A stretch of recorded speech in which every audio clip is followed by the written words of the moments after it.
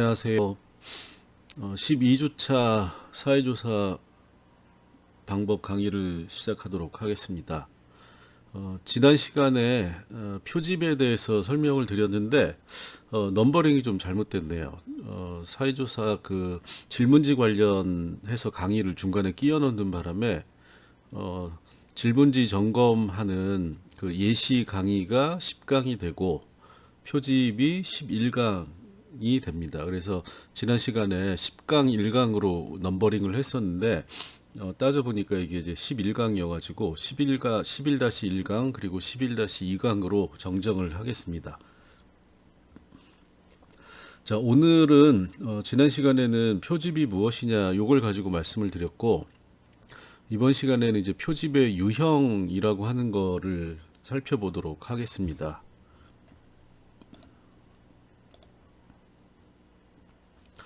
자, 표집의 유형을 살펴보기 전에 이 표집에 있어서는 지난 시간에도 살짝 말씀을 드렸지만 이 대표성이라고 하는 게 굉장히 중요해요. 그러니까 모집단이라고 하는 원래 우리가 알고 싶어 하는 집단이 있는데 그 집단의 규모가 너무 커서 그 사람들을 다 조사할 수가 없으니까 실시하는 게 이제 표본 조사이고, 그러면 모집단에서 표본을 어떻게 뽑아내느냐, 그래서 그 뽑아낸 표본이 모집단을 얼마나 잘 반영하고 있느냐, 이게 이제 대표성이라는 개념입니다.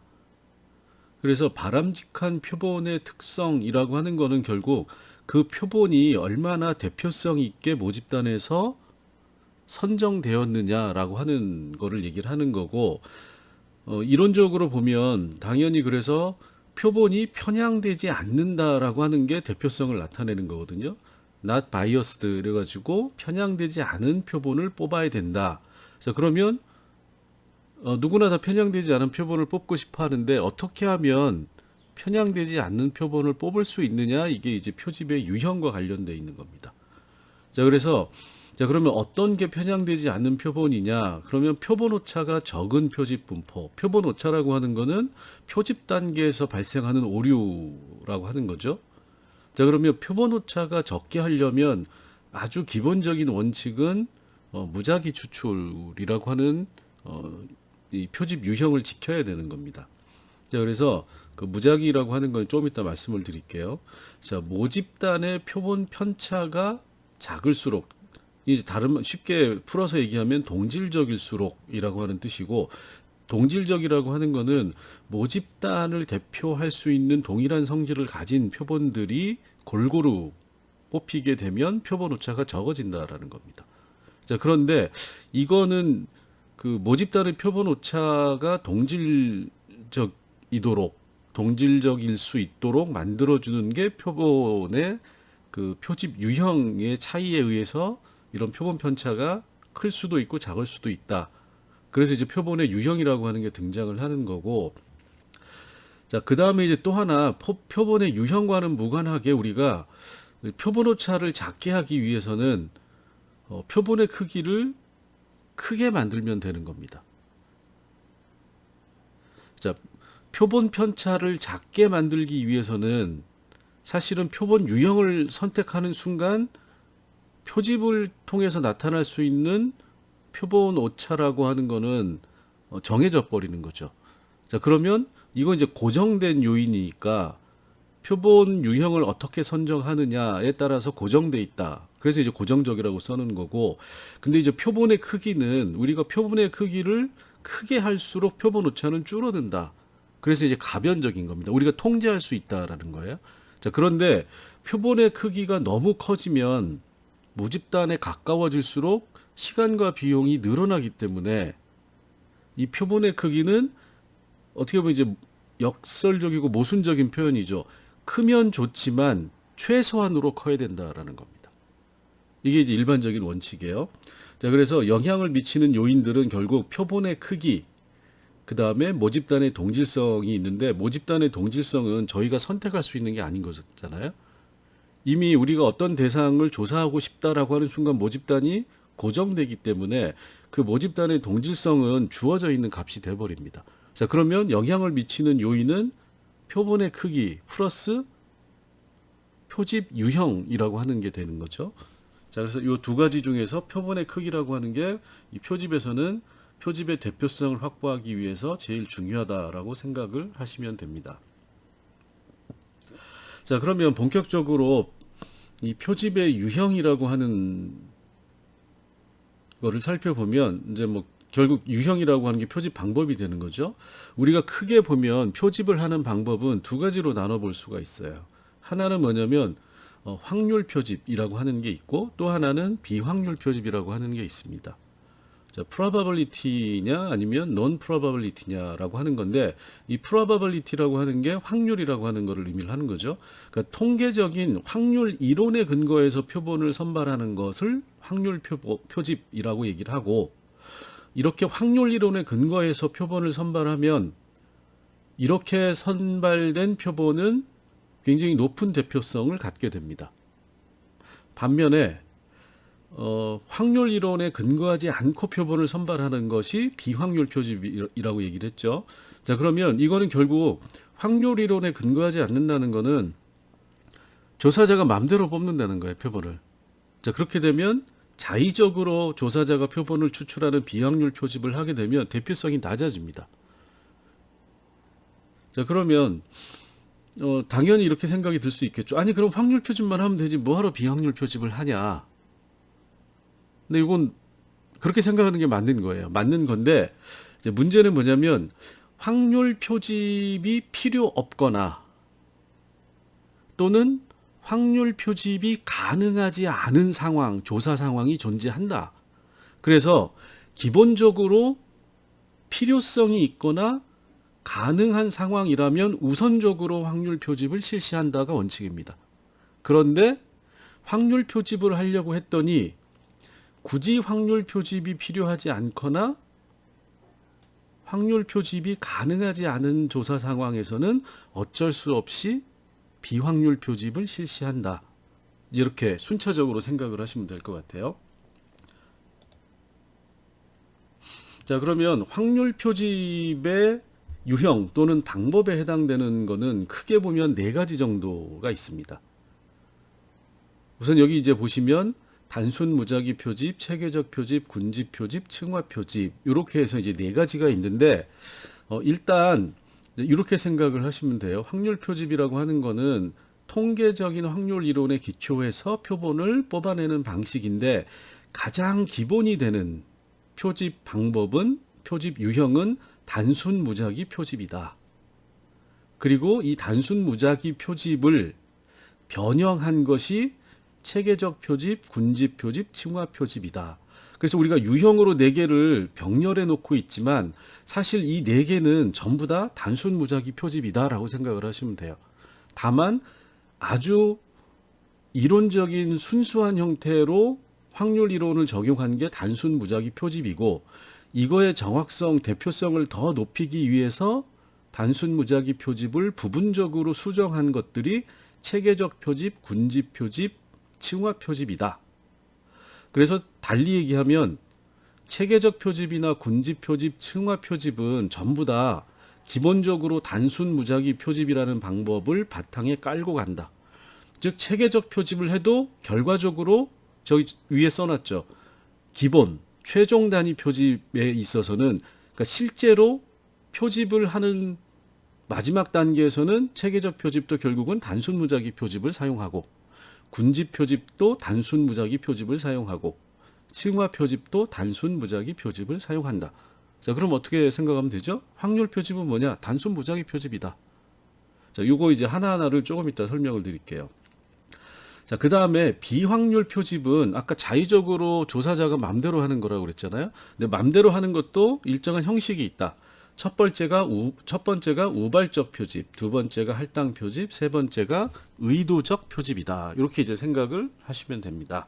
그래서 요 세 가지 유형이 있고, 자, 이 세 가지 유형은 그때그때의 상황에 따라서 본인이 선택해서 이 방법을 쓰시면 되는 겁니다. 자, 이렇게 해서 이제 전부 다 7가지가 되는 거죠. 자, 확률 표집부터 하나하나 살펴보도록 할게요. 자, 가장 중요하고 가장 기본적인 표집 방법이 단순 무작위 표집이다. 이거는 영어로 simple 단순이죠. 랜덤 무작위, 샘플링, 표집. 그래서 단순 무작위 표집은 심플 랜덤 샘플링이라고 얘기를 합니다.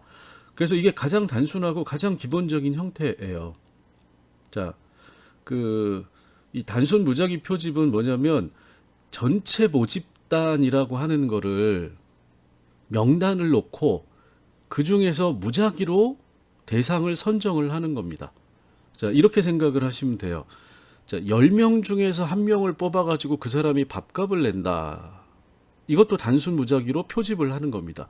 자, 그러면 10명이라고 하는 사람의 이름을 써서 종이에 각각 한 장씩 써가지고 통에 담고 그 통에서 1명을 뽑는다. 이게 단순 무작위 표집입니다. 아주 제일 간단한 거죠.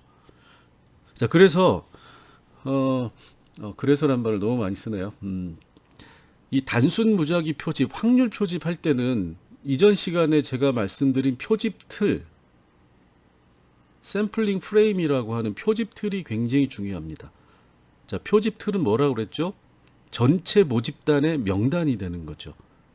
그러니까 단순 무작위 표집을 하려면 가장 기본적으로 중요한 거는 모집단의 명단이 있어야 된다. 자, 10만 명이면 10만 명에 대해서 단순 무작위 표집을 한다. 이 중에서 1000명을 뽑는다 그러면 10만 명의 이름이 적혀 있는 쪽지를 통 하나에 넣고 이 중에서 1000명을 골라내는 게 단순 무작위 표집이다라고 생각을 하시면 됩니다. 자, 그러면 단순 무작위 표집을 하려면 10만 명의 명단이 있어야 돼요. 명단이 없으면 단순 무작위 표집을 할 수 없다라는 겁니다. 이게 이제 가장 기본적인 거죠. 자, 그런데 모집단이 너무 클 경우에는 상당히 불편할 수가 있다라는 거예요. 10명 중에 1명 뽑는다 그러면 10명 이름 적어 그래가지고 뭐 탁자 위에 쭉 던져서 흩트려 놓고 그 중에서 1명 뽑으면 되는 건데, 자, 10만 명, 대구 시민이 250만이니까 대구 시민 250만 명 중에서 1000명을 뽑는다. 250만 개의 쪽지를 만들 수가 없는 거죠. 그래서 단순 무작위 표집은 모집단이 클 경우에는 상당히 불편하고 심지어 불가능한 경우도 있다. 자, 중국은 인구가 15억이라고 그랬잖아요. 15억의 명단을 확보했어요. 그 중에서 1000명을 뽑는다. 15억 개의 쪽지를 만들어야 되는 겁니다. 가능하지 않은 거죠. 자, 그래서 어떻게 하냐면 난수표라고 하는 거를 예전에 썼어요. 난수표라고 하는 거는 명단에다가 우리가 번호를 부여를 하는 겁니다. 자, 대구 시민이 250만 명이다. 그러면 250만 명의 명단에 번호를 부여를 하고 1에서 250만까지, 그 다음에 그 번호를 가지고 그 번호의 숫자를 흐트려 놓은 게 난수표가 되는 거예요. 흐트려 놓은 것 중에서 번호를 뽑는 겁니다. 그리고 그 번호에 해당되는 사람을 찾아서 조사를 하는 거죠. 그래서 예전에는 이 난수표라고 하는 거를 많이 썼어요. 이렇게 생겼습니다. 자, 여기 보시면 번호가 0347437386 해가지고 쭉 다 번호가 이렇게 흐트러져 있어요. 그래서 이 중에서 번호를 뽑는 겁니다. 요새는 이제 컴퓨터가 있으니까 명단에 우리가 컴퓨터로, 자, 대구대 학생이 2만 명이죠. 2만 명의 학생 총 명단을 학교로부터 받았어요. 조사하기 위해서. 자, 그러면 엑셀에다가 그 명단을 쭉 놓고 1부터 2만까지 엑셀로 번호를 그냥 쭉 일련 번호를 하나씩 부여를 하는 겁니다. 그리고 나서 컴퓨터한테 이 중에서 무작위로 100명을 뽑아라, 1000명을 뽑아라, 200명을 뽑아라, 이렇게 명령을 주면 컴퓨터 프로그램이 알아서 숫자를 뽑아주는 거죠. 무작위로. 요새는 그래서 컴퓨터를 이용해서 무작위로 한다. 자, 또는 로또 번호 당첨이 있죠. 로또 번호가 45개인가요? 정확히 모르겠는데 로또 번호 45개 중에서 6개를 뽑는다. 그것도 일종의 랜덤 표집, 단순 무작위 표집이 되는 겁니다. 예전에 주택복권 같은 경우에도 번호를 쭉 부여를 해서 일련 번호를 하나씩 주고 그거 사는 거죠. 복권을 사면 TV에 나와가지고 뭐 화살 같은 걸로 쏴가지고 또는 1에서 10까지 있는 번호를 반복적으로 6개를 뽑든 5개를 뽑든 해가지고 번호를 하나를 만든 거죠. 그런 게 전부 다 단순 무작위 표집에 해당이 되는 거고, 이 확률 이론 통계에 있어서 가장 중요한 이론이 바로 단순 무작위라고 하는 겁니다. 자, 단순 무작위라고 하는 거는 모집단 중에서 모든 사람이 선정될 확률을 똑같이 갖고 있다라고 하는 것을 전제하고 시작을 하는 거예요. 자, 10명 중에서 1명을 뽑는다라고 하는 거는 섞어가지고 10명의 이름을 적어서 하나의 통에 넣었을 때, 통 안에 있을 때는 모든 10명이 뽑힐 가능성이 10분의 1이 되는 거죠. 자, 그래서 이 단순 무작위 표집이라고 하는 거를 가장 기본적인 원칙으로 사용을 하고 있다라고 하는 거고, 이제 이 다음에 나오는 이 확률 표집 유형은 이걸 조금씩 변형을 한 거예요. 자, 이 체계적 표집이라고 하는 거는 시스테마틱 샘플링이라고 하는 건데, 일정한 기준에 따라서 요소를 추출을 하는 겁니다. 요소를 추출한다는 거는 이제 샘플에 그 선정하는 규칙을 정한다라는 거예요. 대표적으로 뭐냐면 표집에 간격을 주는 겁니다. 표집에 간격을 둔다라고 하는 거는 난수표에서 그냥 내가 찍찍찍찍 한 사람씩 눈 감고 찍어가지고 그 사람을 뽑는 게 아니라 셋째 줄의 첫 번째를 뽑는다, 이런 식으로 규칙을 정해가지고 뽑는 거예요. 그래서 여기 보면 난수표상에서 번호를 선정한 후 표집틀에 적용을 한다. 7번째 줄 또는 7번째 줄의 3번째 칸, 이런 식으로 체계적으로 규칙을 만들어서, 결국은 이것도 뭐냐면 무작위로 하다 보면 섞여 있는 사람들 중에서 특정한 집단이 과다하게 선정될 가능성이 있기 때문에 일종의 추출의 규칙성을 주어서 가능한 한 다양한 집단이 선정될 수 있도록 만들어진 단순 무작위 표집의 변형이다라고 생각을 하시면 됩니다. 근데 이제 이 체계적 표집은 단점이 하나가 있어요. 표집의 간격이 중요하다 보니까 이게 난수표상에서 하는 거는 상관이 없는데, 꼭 난수표를 활용하지 않고 다양한 형태의 어떤 구조를 이용해서 체계성을 부여를 하면 이 주기성이라고 하는 게 나타나는 겁니다. 주기성이라고 하는 건 뭐냐면, 예를 들어서 우리가 아파트 단지에 대규모 아파트 단지가 있는데, 그 아파트 단지의 그 동호수를 가지고 체계적 표집을 할 수가 있는 거죠. 우리가 아파트 단지 조사하는데 여기가 이제 한 10,000가구 정도가 있어요. 이제 그러면 그 10,000가구를 어떻게 조사할 거냐? 그럼 아파트에 동호수가 있으니까 각 동에서, 자, 전체가 10,000가구죠. 그러면 그 중에서 100가구를 선정한다. 그러면 각 동별로 3층에 7호, 그러면 307호가 되겠죠. 각 동에 307호를 표본으로 뽑는다, 이렇게 했는데, 그 307호가 예를 들어서 가장 중간에 있는 집이다. 자, 1호에서부터 각 층마다 17호까지 있는데 7호라고 하는 게 가장 중간에 있는 집이다라고 하면 어떤 문제가 생기죠?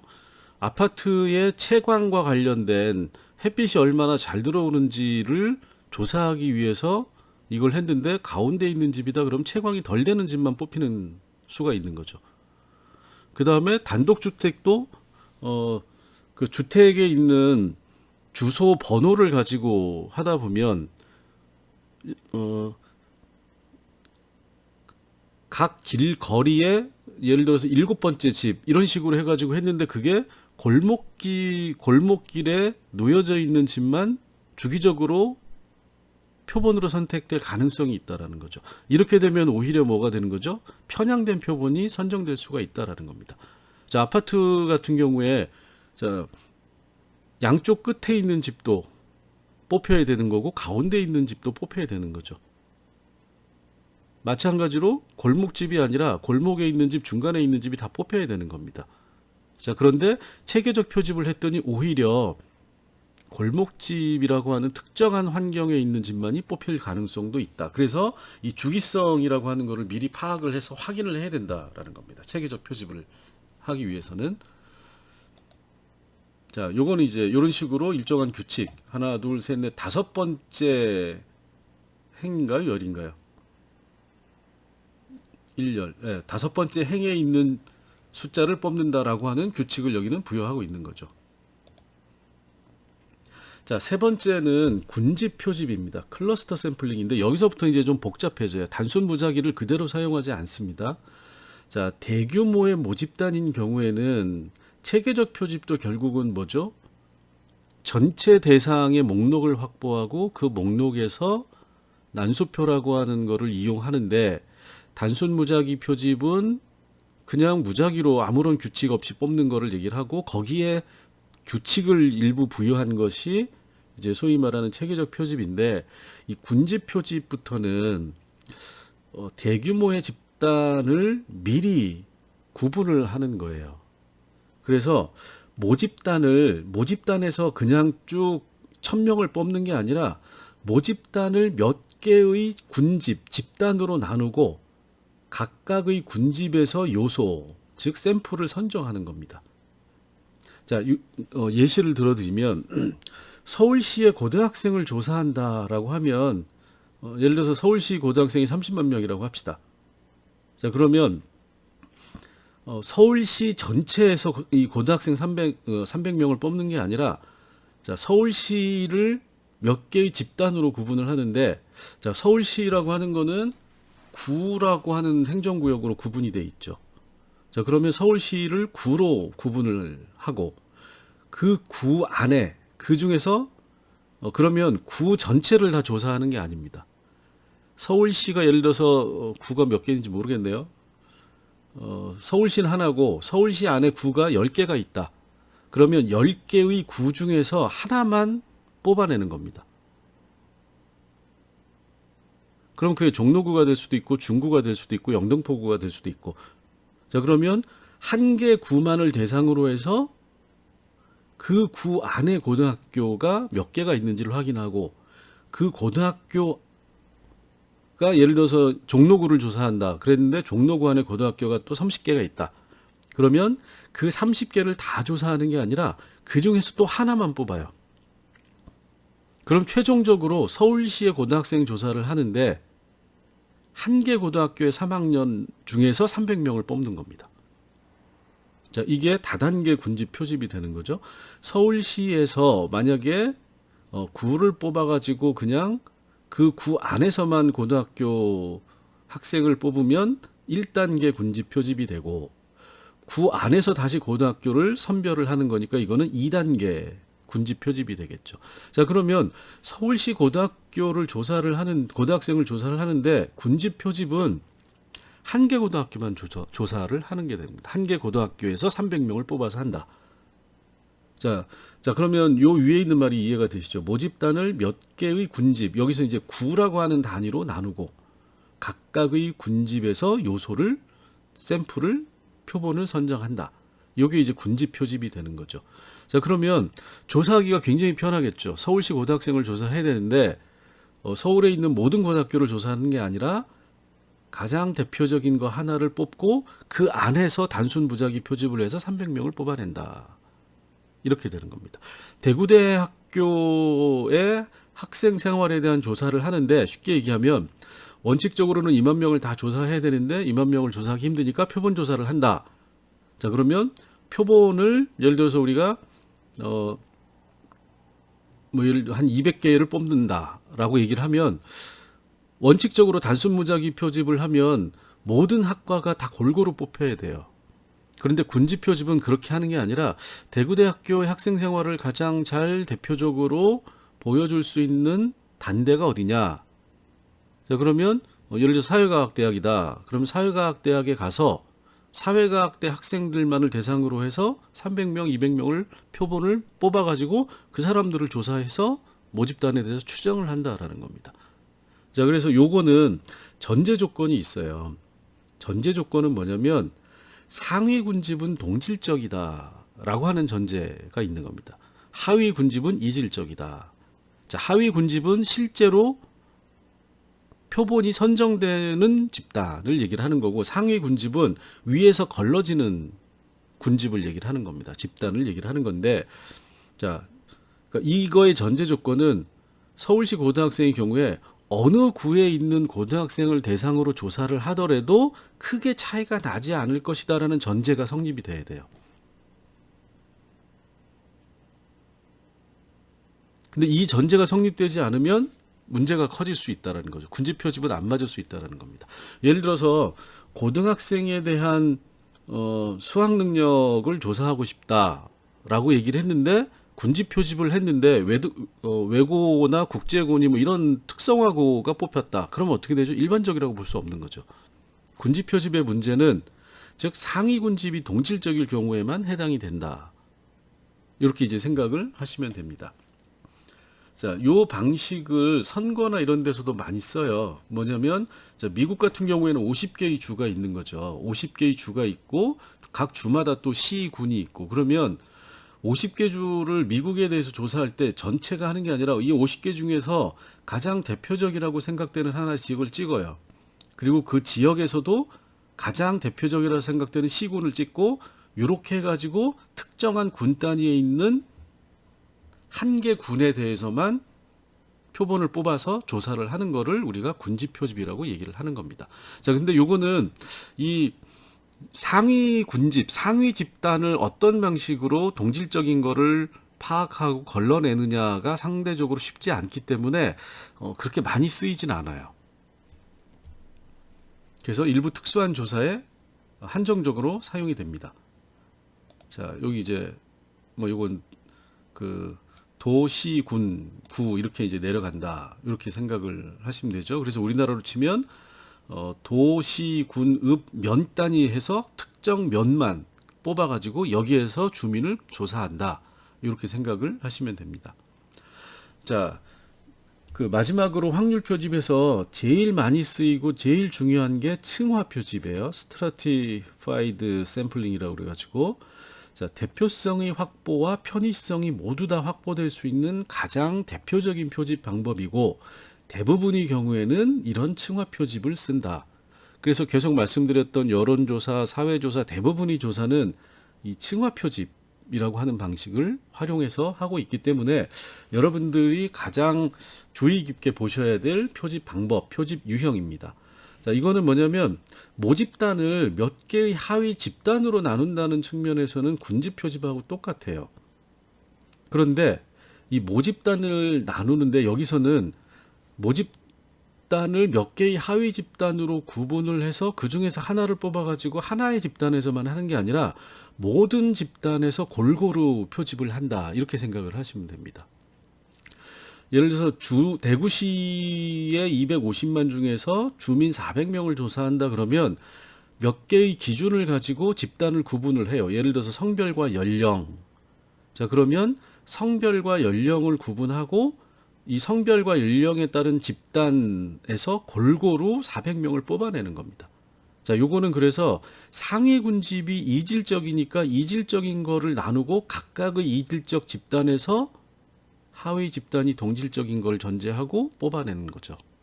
자, 예시를 하나 들어드릴게요. 자, 좀 현실성 있게 숫자를 약간 바꿨는데, 자, 모집단이 여기 있죠. 모집단 대구 시민. 자, 그러면 요건 이제 가상의 숫자입니다. 자, 모집단이라고 하는 거를 우리가 층화 표집에 의해 가지고 표집을 한다라고 했을 때 대구 시민의 가장 대표적인 집단 특성이 뭐냐? 제가 이제 설문지 만들 때 항상 집단의 특성을 고려하라는 얘기를 계속 했던 이유가 이 표집할 때 굉장히 중요해요. 집단의 특성이 뭐냐? 일반 시민이니까 결국은 나이, 성인이냐 아니냐. 그러면 성인이냐 미성년이냐라고 하는 두 가지 집단으로 구분이 되죠. 그 다음에 남성이냐 여성이냐. 그래서 여기서는 성별과 연령이라고 하는 거를 두 개 집단으로 구분을 한 거예요. 자, 그러면 성인 집단, 미성인 집단, 남성 집단, 여성 집단. 그러면 대구시의 전체 모집단을 이 두 개의 기준으로 구분을 하는 겁니다. 자, 요거에 대한 자료는 있는 거죠. 대구시 인구 현황 이런 거를 보면, 자, 대구시의 인구 현황을 봤더니 전체 인구가 35만, 50만, 70만, 90만. 실제로는 250만이지만 90만이라고 가정을 합시다. 90만인데 성인 남성이라고 하는 두 가지 조건. 성인이면서 남성인 사람이 35만, 성인이면서 여성인 인구 집단이 20만. 미성년이면서 남성인 인구 집단이 15만, 미성년이면서 여성인 집단이 20만. 요렇게 이제 구분이 된다. 자, 그러면 표본은 요 비율을 그대로 뽑는 겁니다. 성인 남자, 그러니까 표본을 우리가 900명을 뽑는다라고 하면 성인 남자가 35만 명이니까 900명 중에서 이거에 해당되는 350명. 그 다음에 성인 여자가 20만이니까 성인 여자 200명. 미성년 남자가 15만 명이니까 미성년 남자 150명. 미성년 여자 20만이니까 200명. 요렇게 해가지고 모집단하고 표본 집단을 비율을 맞춰주는 거예요. 요게 층화 표집입니다. 그 다음에 어떡하죠? 성인 남성 중에서 350명을 무작위로 추출하는 거고, 성인 여자 중에서 200명을 무작위로 추출을 하고, 미성년 남자 중에서 150명, 그러니까 15만 명 중에서 150명을 무작위로 추출하고, 미성년 여자 중에서 200명을 20만 명 중에서 200명을 무작위로 추출을 한다. 이렇게 되는 겁니다. 자, 그러면 이 전제 조건은 뭐냐면 대표적인 대구 시민을 구성하는 대표적인 집단들이 골고루 표본에 반영될 수 있도록 사전에 조작한다라는 의미가 있어요. 그래서 우리가 선거조사건 대부분의 사회조사 할 때는 연령과 성별, 그 다음에 또 뭐가 있을까요? 학력, 그 다음에 직업, 이런 기본적인 집단 특성을 가지고 이런 표를 만들고 표에 맞게 모집단의 비율을 파악하고 그 비율을 그대로 이 표본 집단에 적용해서 무작위로 표본을 뽑아내는 게 소위 말하는 층화 표집입니다. 그래서 대부분의 사회조사는 이 층화 표집법을 써가지고 조사를 하고, 이게 이제 어쨌든 가장 정확도가 높은 표집 방법이다. 대표성을 가장 많이 확보할 수 있는 거다라고 하는 거를 알아두시면 됩니다. 자, 그래서 이 확률 표집은 사실은 이 층화 표집을 알면 한 80%, 90% 이상은 다 층화 표집으로 실제 조사가 이루어진다. 이렇게 생각을 하시면 될 것 같아요. 자, 그 다음에는 비확률 표집인데, 자, 이 비확률 표집은 조사자가 자의적으로 임의적으로 표본을 선정하는 거잖아요. 자, 그러면 아까 말씀드렸죠. 확률 표집을 할 필요가 없거나 할 수 없는 상황에서 비확률 표집을 한다. 자, 그러면 자, 우발적 표집이라고 하는 게 있어요. 대표적인 비확률 표집 중에 하나인데, 이건 액시던탈 샘플링입니다. 주로 이제 기업이 마케팅 조사를 할 때 사전 예비 조사로서 본격적인 조사는 확률 표집에 의해서 하는데, 어떤 이 확률 표집에 의한 조사를 하기 전에 설문지를 어떻게 만들 거냐, 어떻게 조사할 거냐, 이런 조사 방법을 검토하기 위해서 우발적 표집이라고 하는 거를 많이 씁니다. 자, 그래서 액시던탈 샘플링이라고 하는 거는 이 액시던트가 우연 표집이라고 얘기하시는 분도 있어요. 자, 액시던트는, 자, 우리가 교통사고를 액시던트라고 그러죠. 교통사고를 당한다라고 하는 건 내가 예상하지 못한 데서 갑자기 당하는 거잖아요. 우발적 표집은 그러니까 편의성만을 고려하는 겁니다. 자, 그래서 본인이 아무데나 가서 아무렇게나 아무 사람이나 그냥 그때그때 찍어가지고 하는 거예요. 자, 대구대 학생 조사를 한다.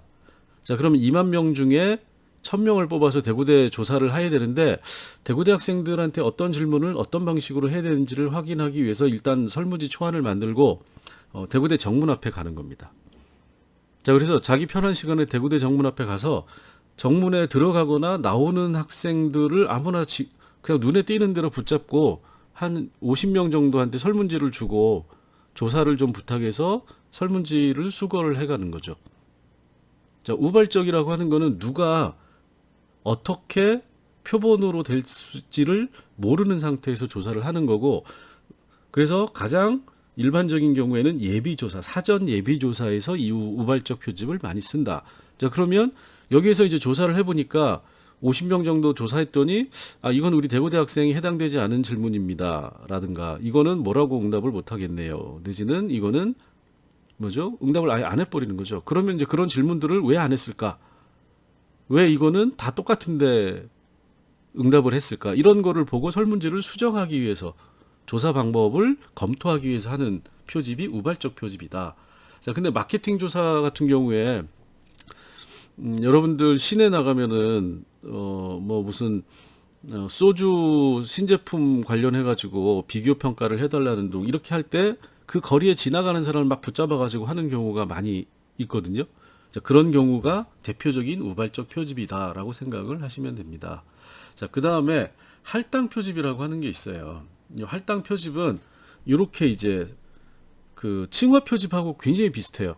자, 여기 보시면 성과 연령을 고려한 할당 표본 이렇게 해가지고 남녀 10대, 20대, 30대 해서 60, 140, 200 이렇게 하는데 이거와 층화 표집의 차이는 뭐냐면 이거는 편의성을 고려해가지고 이 비율을 자, 원래 층화 표집에서는 아까 확률 표집에서는 어떻게 했죠? 모집단의 비율을 고려해서 그대로 할당을 하는 거죠. 그러니까 조사 연구자가 임의로 비율을 배정하는 게 아니라 모집단의 비율과 똑같이 한다라고 하는 원칙이 있는 거예요. 층화 표집은. 자, 그런데 할당 표집은 이 비율을 조사 연구자가 임의로 자기 맘대로 정하는 겁니다. 여기 예를 들어서 남녀 10대, 60, 140 뭐 이렇게 했는데 내가 하는 조사는 20대가 중요해. 그러면 20대의 남녀 비중을 실제 인구수보다 훨씬 더 높게 설정을 하는 거예요. 여기도 이제 그렇게 돼 있죠. 20대가 150, 20대 남성이 150, 20대 여성이 350. 자, 이거는 뭐냐면 조사자가 조사해서 분석을 하는데 실제 모집단에 적용하기 위해서가 아니라 이 개별 집단의 특성을 파악하기 위해서 조사를 한다 하면 굳이 모집단의 비중을 맞출 필요가 없다라고 판단을 하는 겁니다. 그래서 이 할당 표집도 비확률 표집에서는 특정한 조사 연구에서 굉장히 많이 사용을 합니다. 특히 이제 의학 같은 경우에는 임상 실험을 한다 그러면 모든 환자에서 표본을 선정하는 게 아니라 내가 임상 실험에서 이 약물의 유효성을 검증하기 위해서 필요한 최소 표본 수가 몇 개냐. 그러면 그 최소 필요한 표본 수를 조사자가 결정을 해서 10대는 50명, 20대는 100명, 30대는 150명 이렇게 자기가 그냥 정해버리는 겁니다. 자, 이렇게 쓰는 거를 할당 표집이라고 하고 비확률 표집 중에서는 할당 표집을 상당히 많이 사용한다. 이렇게 왜냐하면 기본적인 대표성은 확보가 될 수 있기 때문에 자, 이렇게 생각을 하시면 되고 자, 그 다음에 이제 마지막 두 개가 남았는데 이 의도적 표집이라고 하는 거는 퍼포시브 샘플링인데 특정 집단을 조사자가 주관적으로 선정을 하는 거예요. 그래서 이 척도나 설문지의 사전 검사 이것도 이제 탐색적인 사전 예비 조사라고 하는 건데 내가 하는 조사에서는 40대 집단이 중요하다 그러면 의도적으로 40대 연령층만을 대상으로 해서 조사를 하는 겁니다. 이게 이제 의도적 표집이죠. 자, 의도적 표집하고 우리가 이제 그 우발적 표집하고가 좀 비슷한데 우발적 표집은 집단을 선정하지 않고 전체 모집단에 속한 사람들을 개인을 임의적으로 선택하는 건데 의도적 표집이라고 하는 거는 특정 집단을 조사자가 미리 주관적으로 선정한다라고 하는 측면에서 우발적 표집과 차이가 있다. 이렇게 생각을 하시면 됩니다. 자, 그리고 이제 마지막으로 눈덩이 표집인데 이 눈덩이 표집은 되게 이제 재밌는 표집 방법이에요. 자, 말 그대로 스노우볼 샘플링이라고 스노우볼이 눈덩이인 거잖아요. 눈싸움 할 때 쓰는 눈덩이. 자, 이거는 뭐냐면 조사 대상의 위치나 소재지가 불분명한 경우, 그러니까 모집단을 알 수 없는 경우에 눈덩이 표집을 한다라는 겁니다. 이건 명확하게 그러니까 앞에 세 개는 확률 표집을 사용할 필요가 없을 때 사용하는 거고 눈덩이 표집은 확률 표집을 사용하고 싶은데 사용할 수 없는 조사 상황인 경우에 눈덩이 표집을 많이 쓴다. 자, 그래서 모집단의 일반화가 불가능하다라는 것은 모집단을 규정할 수 없다. 그래서 확률 표집을 사용할 수 없다. 요 경우에 눈덩이 표집을 쓰거나 소수 대상에 대한 조사 연구를 할 때 눈덩이 표집을 쓴다. 그래서 요거는 양적 연구뿐만이 아니라 질적 연구에서도 활용을 한다. 자, 이렇게 이제 생각을 하시면 되는데, 정작 눈덩이 표집이 뭔지는 지금 말씀을 안 드렸어요. 눈덩이 표집은, 자, 우리가 눈사람을 만든다라고 이제 생각을 하시면, 눈이 많이 와 있을 때 눈덩이를 어떻게 만들죠? 눈사람을 만들려면 커다란 눈덩이 2개를 만들어야 되잖아요. 자, 그러면 처음에는 손으로 주먹만하게 눈을 뭉친 다음에, 그 다음에 어떻게 하죠? 그거를 바닥에 던진 다음에 굴리는 거죠. 막 굴리다 보면 그 조그마한 눈덩이에 눈이 묻어가지고 눈덩이가 커져가죠. 그래서 눈덩이 표집입니다. 처음에 예를 들어서 이제 이렇게 생각을 해봅시다. 예시로 우리가 성소수자에 대한 조사를 하고 싶다. 그 사람들이 어떤 생각을 하고 있고 어떻게 살고 있고 성소수자로서 살아가는 거에 대한 불안감이나 또는 뭐 이런 자존감이나 이런 것들이 어떤 건지를 알고 싶다라고 해서 조사를 하려고 하면, 자, 성소수자에 대한 모집단, 이 사람들이 모여서 사는 것이 아니고, 또는 주민등록이나 이런 거를 나는 성소수자다라고 해서 공식적으로 등록을 하지도 않잖아요. 그러다 보니까 우리나라에 성소수자가 몇 명이나 어디에 있는지를 알 수가 없다라는 겁니다. 그런데 조사는 하고 싶어요. 그러면 어떻게 되죠? 모집단의 일반화가 불가능하다. 모집단을 어떻게 설정할 수 없다. 그러면 확률 표집을 못한다. 그러면 할 수 없이 비확률 표집을 해야 되는데, 도대체가 이거는 이 사람들이 어디 있는지를 알 수가 없기 때문에 어떻게 하느냐. 눈덩이 표집은 제일 먼저 눈에서 주먹만한 눈덩이를 뭉치는 걸로부터 시작을 하는 거잖아요. 명백하게 드러나 있는 성소수자나 본인이 알고 있거나 알 수 있는 사람을 찾아가가지고 성소수자 1명을 처음에 확보를 합니다. 이게 제일 중요해요. 자, 그러면 그 사람한테 조사를 해요, 1명. 그 다음에는 어떻게 하냐면 그 조사를 한 성소수자 그분에게 다시 당신이 알고 있는 성소수자를 소개시켜달라고 얘기를 하는 겁니다. 그러면 난 2사람 알아요, 3사람 알아요. 그러면 2사람, 3사람에 대한 위치, 소재지를 확보하고 연락을 해서 또 그 2사람, 3사람을 조사를 하는 겁니다. 자, 그 다음에 어떻게 되죠? 각각의 그 2사람, 3사람에게 또 소개를 받는 겁니다. 자, 그럼 1번, 2번 하면 할수록 어떻게 되죠? 조사 대상이 늘어나는 거죠. 그런데 대표성은 전혀 없어요. 나랑 친한 사람, 내가 아는 사람이니까 특정 지역에 몰려 있을 수도 있고, 특정 연령층에 몰려 있을 수도 있고, 또는 상대적으로 성소수자인 거를 비밀조사이긴 하지만 어느 정도 드러내는 거에 대한 부담이 없는 사람들로만 조사 대상이 한정이 됩니다. 그래서 대표성은 없지만 최대한 정보를 뽑아낼 수 있다는 의미에서 이런 눈덩이 표집이 이런 소수 대상에 대한 그 조사 연구에서는 굉장히 많이 쓰인다. 그래서 주로 마이너리티, 소수자 연구에서 이 눈덩이 표집이라고 하는 게 많이 쓰입니다. 자, 또는 지금은 이제 광주 5.18 항쟁 같은 경우가 공식화됐기 때문에 이거에 대한 조사 연구가 상당히 자유롭지만, 전두환 군사독재 시절에 5.18 광주항쟁을 조사한다, 피해자, 희생자들을 조사한다 그러면 조사자들이 나는 광주 사태, 광주항쟁에서 피해자다라는 얘기를 안 하는 거죠. 그럴 때 이 눈덩이 표집을 쓰는 겁니다.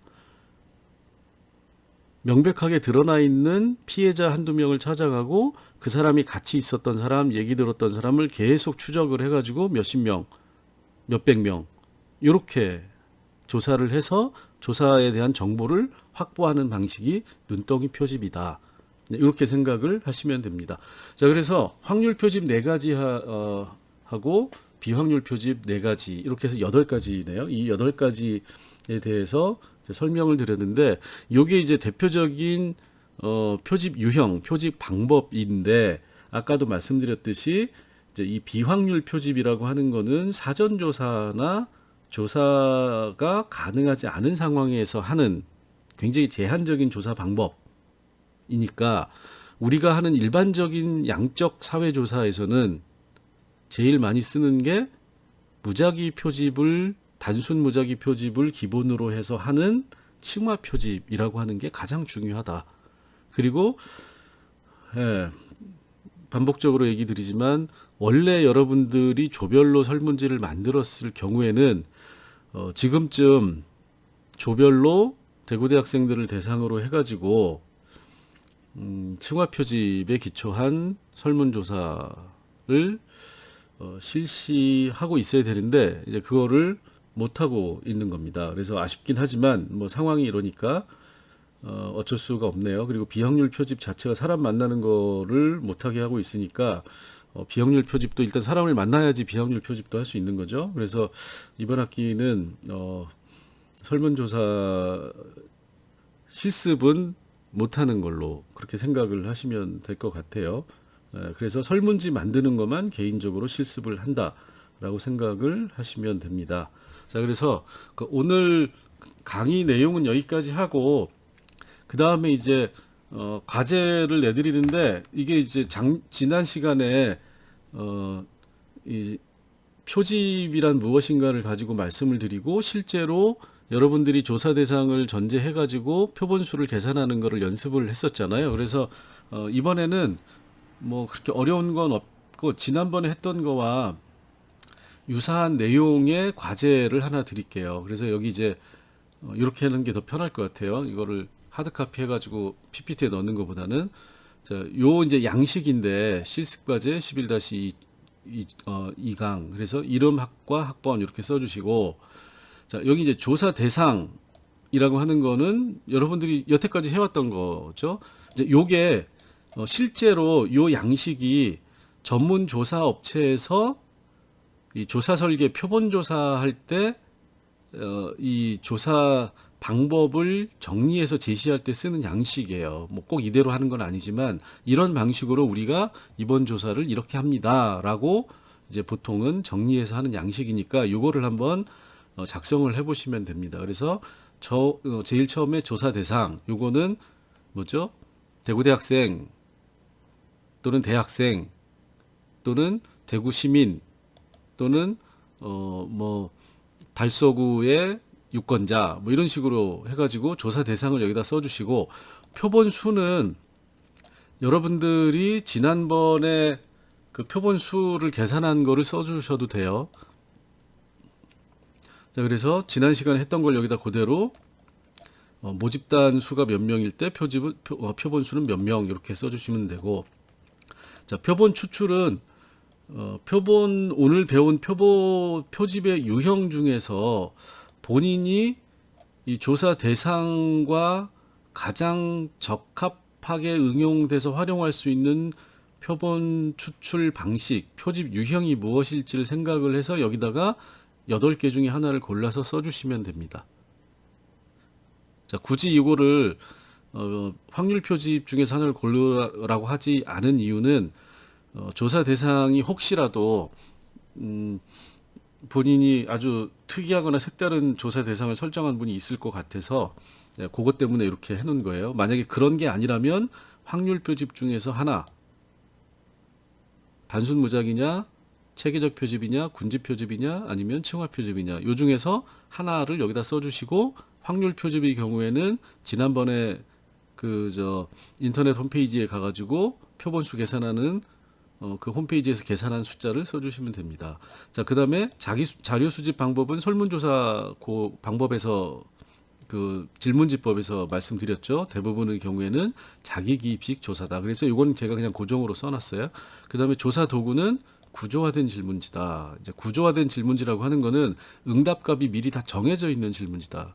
그래서 일반적인 설문지는 전부 다 구조화된 설문지 이렇게 얘기를 하시면 돼요.